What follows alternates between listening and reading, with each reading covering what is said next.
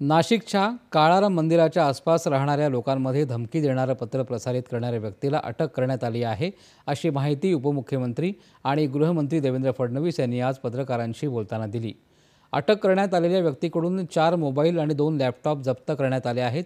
वैमनस्य असलेल्या दुसऱ्या व्यक्तीला बदनाम करण्याच्या हेतूनं दलित समाजाला धमकी देणाऱ्याचं पत्र प्रसारित केलं, मात्र पत्र प्रसारित करणारा अनुसूचित जाती प्रवर्गातील आहे, असं फडणवीस यांनी सांगितलं। कुठल्या तरी वेगळ्या हेतूनं काढलेलं हे पत्रक आहे। यामागे नेमकं काय कारणं आहेत हे पोलीस शोधून काढत आहेत। अन्य कोणी या व्यक्तीच्या पाठीशी आहे का? दंगल घडवून आणण्यासाठी अशा प्रकारचं पत्रक या व्यक्तीनं काढलं आहे का? याचा शोध घेतला जात आहे, असं फडणवीस यांनी सांगितलं।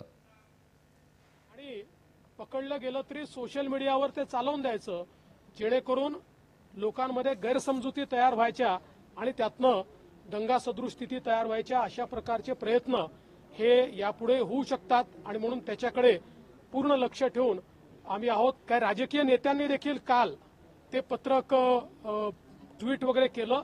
त्यांनाही माझी विनंती आहे की अशा प्रकारच्या गोष्टींमध्ये शहानिशा न करता, वस्तुस्थिती न पाहता अशा प्रकारे जर आपण कराल तर त्यातनं समाजामध्ये तेढ निर्माण होईल।